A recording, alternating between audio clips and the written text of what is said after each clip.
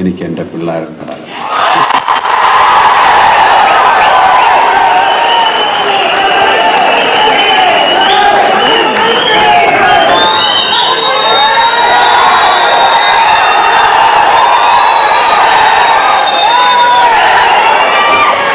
മോഹൻലാൽ സാറിനെ രണ്ട് വാക്ക് സംസാരിക്കാൻ വേണ്ടി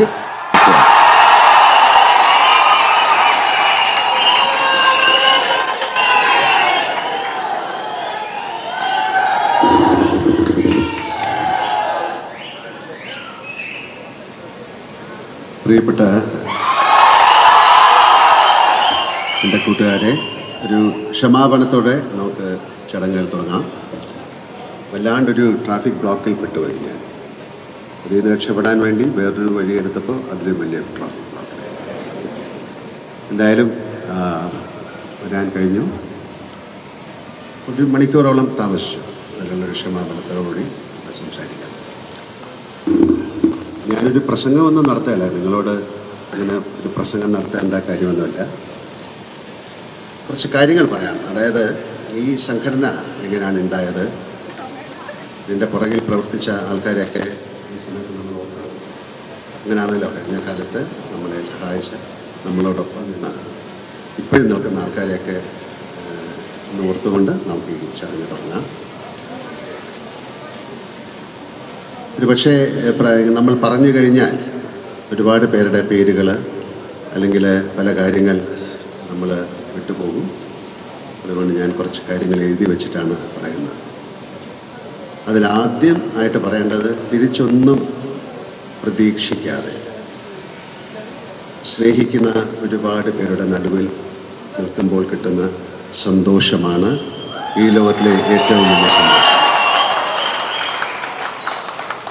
ഞാനുണ്ട് ഏട്ടാ കൂടെ എന്ന്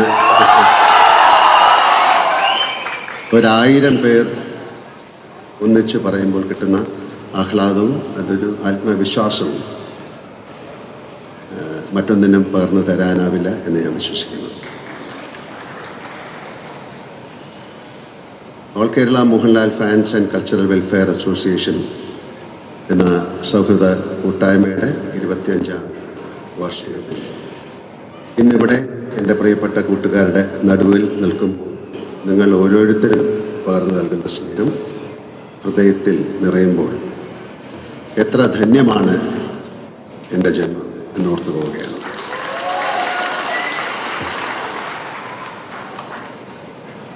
നേരിൽ കാണുമ്പോൾ ഒന്നിച്ചെന്നൊരു ഫോട്ടോയ്ക്ക് അപ്പുറത്തേക്ക് നിങ്ങളൊന്നും ആവശ്യപ്പെടാറില്ല. സ്നേഹമല്ലാതെ മറ്റൊന്നും നിങ്ങൾ ആഗ്രഹിക്കുന്നുമില്ല. ഒരു നടനെന്ന നിലയിൽ ഇതിൽ കൂടുതൽ എന്താണ് എനിക്ക് വേണ്ടത്? കഴിഞ്ഞ 43 വർഷങ്ങളായി മലയാളികളുടെ മനസ്സിൽ പ്രിയപ്പെട്ട ഒരു സ്ഥാനം നേടാനായത് നിങ്ങൾ ഓരോരുത്തരുടെയും സ്നേഹവും പ്രാർത്ഥനയും ഒന്നുകൊണ്ട് മാത്രമാണെന്ന് ഞാൻ വിശ്വസിക്കുന്നു.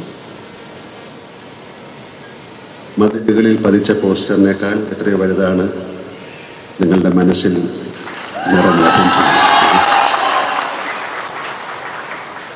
നിങ്ങളുടെ ലാലേട്ടന എന്നെ നെഞ്ചോട് ചേർത്ത് പിടിക്കുമ്പോൾ ഞാൻ അനുഭവിക്കുന്ന സന്തോഷവും സുരക്ഷിതാബോധവും ഏതൊരു അവാർഡിനേക്കാളും വലുതാണ് എന്ന് ഞാൻ വിശ്വസിക്കുന്നു. മുന്നോട്ട് എൻ്റെ യാത്രയുടെ ശക്തിയും ഊർജവും പ്രിയപ്പെട്ടവരായ നിങ്ങൾ പകർന്നു നൽകുന്ന അളവറ്റ സ്നേഹവും കരുതലും തന്നെയാണ്. ഏത് പ്രതിസന്ധിയിലും വിളിച്ചു പറയാൻ എൻ്റെ മനസ്സിൽ സിനിമയിലെ തിരക്കഥയിൽ എന്ന പോലെ ഉറച്ചൊരു വാചകമുണ്ട്: എനിക്ക് എൻ്റെ പിള്ളേരുണ്ടാകും.